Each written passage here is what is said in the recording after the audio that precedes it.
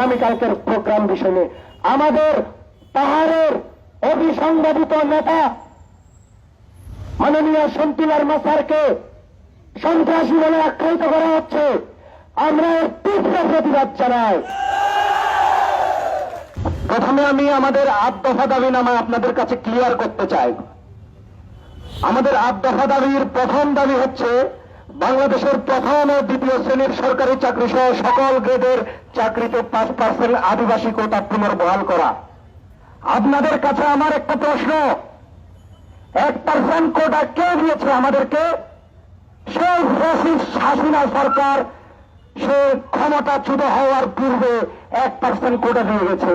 আপনারা ফ্যাসিস্ট হাসিনার সকল অবৈধ সিদ্ধান্ত প্রত্যাখ্যান করতে পারতে এই 1%-এর যে অবৈধ সিদ্ধান্ত এটা কেন আপনারা প্রত্যাখ্যান করছেন না?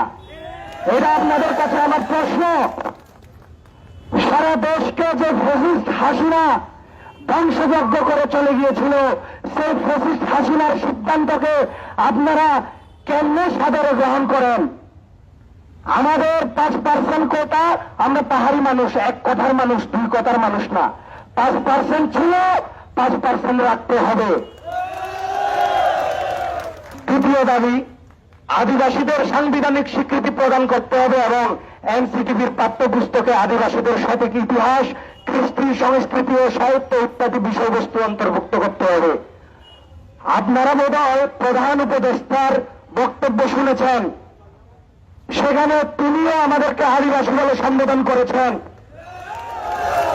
তিনি যদি আমাদেরকে আদিবাসী হিসেবে সম্বোধন করে থাকেন, আপনারা কারা? আমাদেরকে উপজাতি, ক্ষুদ্র নৃগোষ্ঠী বলার আপনারা কারা? যেখানে আপনাদের প্রধান উপদেষ্টা আমাদেরকে আদিবাসী হিসেবে স্বীকৃত দিচ্ছে, সেখানে আপনারা আমাদেরকে হেয় করে বলছেন উপজাতি। আমরা এর তীব্র বিরোধিতা করছি এবং আদিবাসী স্বীকৃতি পাওয়ার জন্য জোর দাবি জানাচ্ছি এবং সেই সাথে আমাদের পাহাড়িদের যে সঠিক তথ্য, আমাদের যে ইতিহাস, এগুলো তুলে ধরার জন্য এনসিটিভিতে বই আকার বই যে পাঠ্যপুস্তক ছাপানো হয়, সেখানে আমাদের সঠিক তথ্যগুলো তুলে ধরার জন্য জোর দাবি জানাচ্ছি। তৃতীয়ত, সংঘাত ও বৈষম্য বিরোধী পাহাড়ি ছাত্র আন্দোলনের সমন্বয়কদের সাথে আলোচনা করে নির্দলীয় সৎ ও গ্রহণযোগ্য ব্যক্তিদের জেলা পরিষদের চেয়ারম্যান ও সদস্য হিসেবে নিয়োগ প্রদান করা এবং গত 20 বছরের জেলা পরিষদের চেয়ারম্যান ও সদস্যদের দুর্নীতি তদন্তপূর্বক যথাযথ আইনি পদক্ষেপ গ্রহণ করতে হবে। এটা আমরা কেন দিয়েছি? আপনারা হয়তো সবাই জানেন, পার্বত্য চট্টগ্রামের সরকার কর্তৃক যে যতটুকু বাজেট আছে আপনার নিয়োগ হয়, সবকিছু কিন্তু এই জেলা পরিষদের মাধ্যমে হয়। সেই জেলা পরিষদে যদি দুর্নীতিবাজ, ঘুষখোর, রাজনৈতিক এজেন্ডা বাস্তবায়নকারী কোন নেতা বসে থাকে, সেই পদে যদি তারা বহাল থাকে, তাহলে কি আপনার পার্বত্য চট্টগ্রামের জনগণ সরকারি কোন সুযোগ সুবিধা পাবে? সেজন্য আমরা চাই আমাদের সমন্বয়ক বৃন্দের সাথে যোগাযোগ করে, আমাদের সাথে আলোচনা করে পার্বত্য চট্টগ্রামের যারাই আসুক, চেয়ারম্যান হিসেবে, সদস্য হিসেবে যারাই আসুক, আমাদের সাথে তাদের আলোচনা করতে হবে। 4, অবিলম্বে 19 পাহাড়ের ভূমি সমস্যার সমাধান করতে হবে এবং 1900 সালের রেগুলেশন বহাল রাখার জন্য প্রয়োজনীয় পদক্ষেপ গ্রহণ করতে হবে। ভাইরে ভাই, আপনারা আমাদেরকে পার্বত্য চুক্তি করেছেন, পার্বত্য চুক্তি দেন না, পার্বত্য চুক্তি বাস্তবায়ন করেন না। আবার আমাদের 1900 সালের রেগুলেশন পাহাড়িদের বাঁচার যে রক্ষা কবচ, সেই রক্ষা কবচ নিয়েও আপনারা তালবাহানা করেন। এই তালবাহানা পাহাড়ের আপামর সাধারণ ছাত্র জনতা কোনদিন মেনে নেবে না, মেনে নেবে না, মেনে নেবে না। যদি 1900 সালের রেগুলেশন নিয়ে আরো তালবাহানা হয়, যদি 1900 সালের রেগুলেশন বাদ হয়ে যায়, কঠোর হুঁশিয়ারি দিয়ে গেলাম, ভবিষ্যতে আরো বড় ধরনের আন্দোলন সংগঠিত করব আমরা।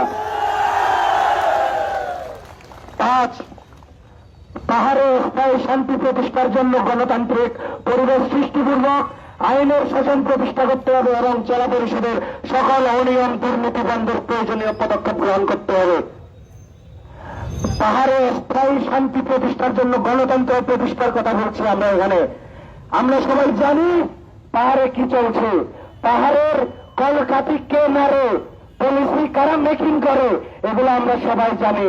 কিন্তু আমরা জানার পরে নাম বলবো না, কারণ নাম বললে চাকরি থাকবে না। আমরা সবাই জানি পাহাড়ে কি হয়, কারা কলকাতি মারে। গণতান্ত্রিক পরিবেশ যদি সৃষ্টি করা হয় এখানে, তাহলে আমাদের আর এইভাবে রাস্তায় দাঁড়িয়ে আমাদের স্লোগান দিতে হবে না, সেনা শাসন তুলে নাও। আমরা আবারও বলছি, আমরা সেনাবাহিনী ভাইদের বিরুদ্ধে নয়, আমরা সেনা শাসনের বিরুদ্ধে, বাংলাদেশের আপামর জনতাও সেনা শাসনের বিরুদ্ধে। যখনই সেনা শাসন সারা বাংলাদেশে হয়েছিল, তখন ঢাকা বিশ্ববিদ্যালয়ে রাত্রি মেরে মেরে সেনাবাহিনীর সদস্যদেরকে বের করে দেওয়া হয়েছে। আপনারা ইতিহাস পড়লে, ভিডিও দেখলে আপনারা এগুলো জানবেন। কিন্তু আজকে আমরা দেখি পাহাড়ে আরো বেশি সেনা মোতায়েন করার জন্য এখানকার বাঙালি সেটেলাররা দাবি করে। হ্যাঁ, সমতলে কি সন্ত্রাসী নাই? সমতলে কি অস্ত্রধারী সন্ত্রাসী নাই? ওদেরকে যদি পুলিশ ধরে নিয়ে আসতে পারে, পাহাড়ে যদি সশস্ত্র সন্ত্রাসী থাকে, তাদেরকে কেন সেনাবাহিনী গিয়ে ধরে নিয়ে আসে? তাদেরকে ধরতে যাবে পুলিশ। আর আপনারা বলেন যৌথ বাহিনীর অভিযান, যৌথ বাহিনী কি সেটা আমরা বুঝি। 10 জন সেনাবাহিনী দিয়ে 2 জন আনসারের সদস্য, বিডিআরের সদস্য দিয়ে এরার নাম দিয়ে দিলাম যৌথ বাহিনী। এই যৌথ বাহিনীকে আপামর ছাত্র জনতা কোনদিন যৌথ বাহিনী বলে না। এটা আপনারা শুধুমাত্র নিউজে দেখানোর জন্য এসব করেছেন। আর 3 পার্বত্য জেলার ক্রীড়া সংস্থাগুলোতে অগ্রাধিকারের ভিত্তিতে পাহাড়িদের মধ্যে থেকে দক্ষ ব্যক্তিদের নিয়োগ দেওয়া সহ ক্রীড়াঙ্গনে দুর্নীতিমুক্ত পরিবেশ সৃষ্টি করা এবং মাদক মুক্ত যুব সমাজ গড়তে ক্রীড়াকে অধিক গুরুত্ব দিয়ে সরকারি অর্থ বরাদ্দ বৃদ্ধি করতে হবে। এটা কেন দিয়েছি আমরা? আপনারা সবাই জানেন, সমতলের বাঙালিদের চাইতে আমরা যারা পাহাড়ে বসবাস করি, সবসময় আমাদেরকে পাহাড়ে উঠতে হয়, বসতে হয়। পাহাড় সমবাগাকে আমরা তোয়াক্কা না করে আমরা সামনে এগিয়ে যাই। ছোটবেলা থেকে আমরা সেই একটা মানসিক দৃঢ়তার মধ্যে দিয়ে আমরা বড় হয়। আজকে আপনারা যদি ঋতুপর্ণার কথা বলেন, শিবকৃষ্ণর কথা যদি বলেন, মিতুল বর্মার কথা যদি আপনারা বলেন, তারা কি দেশের নাম সারা আন্তর্জাতিক মহলে ছড়িয়ে দেয় নাই? আজকে আমাদের মধ্যে যে প্রতিভা আছে, সেই প্রতিভাকে আপনারা খুঁজে বের করার জন্য সরকার কর্তৃক তেমন কোনো ব্যবস্থা নেওয়া হয় নাই। এমনও শোনা যায় বক্সিং এ নাকি যারা পরিচালনা করছেন তারা বক্সিং এ বল বুঝেন না, কেমনে পাঞ্চ মারতে হয় সেটাও বুঝেন না। এসব অযোগ্য লোকদেরকে কারা নিয়োগ দেয়? আমাদের প্রতিভাগুলোকে নষ্ট করতে না চাইলে দ্রুত এসব অযোগ্য ব্যক্তিদেরকে সরিয়ে যোগ্য ব্যক্তিদেরকে নিয়োগ দিতে হবে। সব পার্বত্য চট্টগ্রামের শিক্ষা প্রতিষ্ঠানগুলোতে শিক্ষক সংকট নিরসনের লক্ষ্যে যোগ্য ও দক্ষ শিক্ষক নিয়োগ প্রদান এবং প্রাথমিক শিক্ষা স্তরে স্ব মাতৃভাষায় শিক্ষা ব্যবস্থা নিশ্চিত করার জন্য শিক্ষক নিয়োগ পরীক্ষায় মান বন্টনে মাতৃভাষা পারদর্শিতা যাচাই করার জন্য একটি অংশ যুক্ত করতে হবে। আমরা সবাই জানি, খাগড়াছড়িতে কুচেন্দ্রলাল ত্রিপুরা যখন এমপি ছিলেন, প্রাথমিক শিক্ষক নিয়োগে 20 লক্ষ টাকা পর্যন্ত ঘুষ, অনিয়ম, দুর্নীতি করা হয়েছে। আমরা সবই জানি, কিন্তু আমরা চুপ করে থাকি। আর চুপ করে থাকবে না এই পাহাড়ি ছাত্র জনতা, আর চুপ করে থাকবে না। এসব দুর্নীতি, এসব অন্যায়ের বিরুদ্ধে আমরা কথা বলতে শিখেছি। আজ পার্বত্য চট্টগ্রামকে সরকারি বা বেসরকারি কোন কর্মকর্তা কর্মচারীর পানিশমেন্ট জোন হিসেবে ব্যবহার বন্ধ করতে হবে এবং চাকরি ক্ষেত্রে পার্বত্য চট্টগ্রামে স্থানীয়দের পদায়ন নিশ্চিত করতে হবে। এটা কেন বলেছি আপনারা সবাই জানেন, টিভিতেও হয়তো বা দেখেছেন। বলে বেশি বাড়াবাড়ি করো না, বান্দরবান পাঠিয়ে দেবো, বেশি বাড়াবাড়ি করো না, রাঙামাটি পাঠিয়ে দেবো।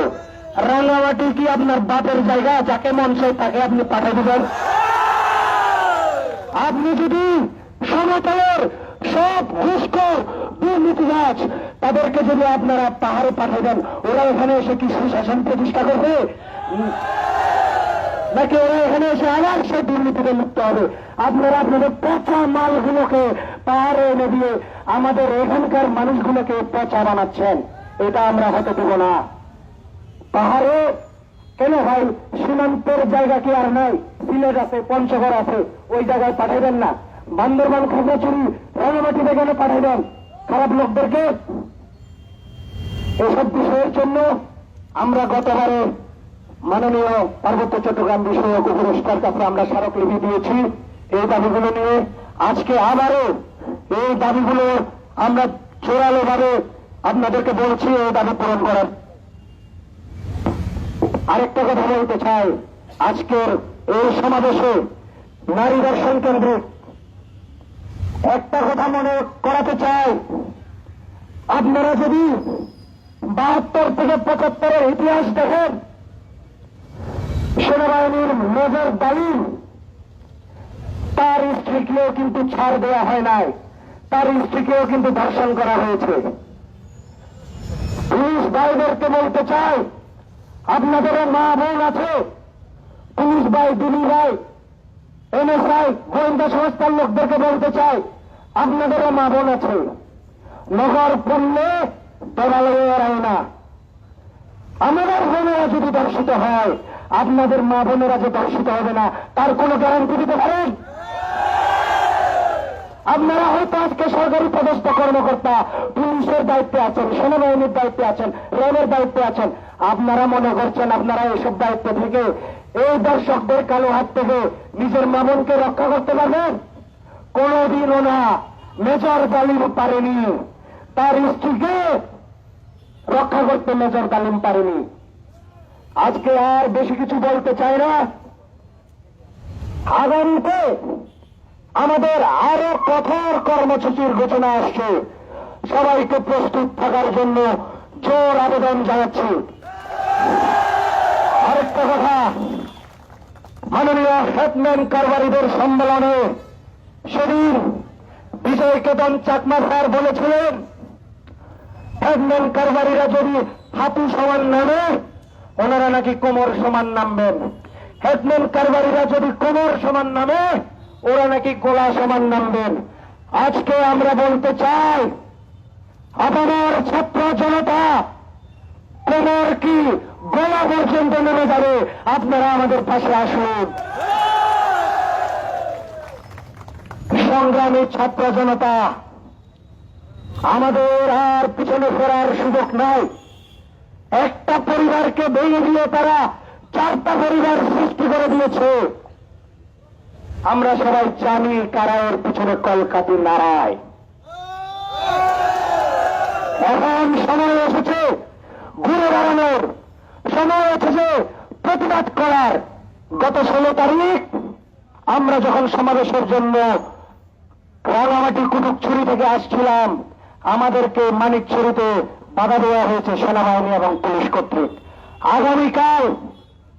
আগামীকাল পিসিসিপির প্রোগ্রাম আছে, আমরা দেখতে চাই তারা কি পিসিসিপির ছাত্রদেরকে মানিকছড়িতে বাধা দেয় কিনা। যদি না দেয় তাহলে বলে দিলাম, তারা স্পষ্টভাবে আমাদের সাথে যে বৈষম্য করছে তা সবার কাছে ক্লিয়ার, লাউড অ্যান্ড ক্লিয়ার। আপনারা আমাদেরকে বাধা দিবেন, তাদেরকে বাধা দিবেন না। গতকাল দেখলাম বনরূপায় বিসিআরে দেখানো হচ্ছে আগামীকালকের প্রোগ্রাম বিষয়ে। আমাদের পাহাড়ের অভিসংবাদিত নেতা মাননীয় শান্তিলাল মাসারকে সন্ত্রাসী বলে আখ্যায়িত করা হচ্ছে। আমরা এর তীব্র প্রতিবাদ জানাই। সিএসটি রেগুলেশন 1900 আর শান্তি চুক্তি, এটা নিয়ে আর বেশি তালবাহানা করবেন না এবং অবিলম্বে আমাদের সকল দাবি পূরণ করার জন্য জোর দাবি জানাচ্ছি। আর বেশি কিছু বলবো না। সংগ্রামী ভাই বোনেরা, আপনাদেরকে পরবর্তীতে আরো কঠোর কর্মসূচিতে সবাইকে যেন দেখতে পাই, এই আহ্বান রেখে আমি বিদায় নিলাম। ধন্যবাদ সবাইকে।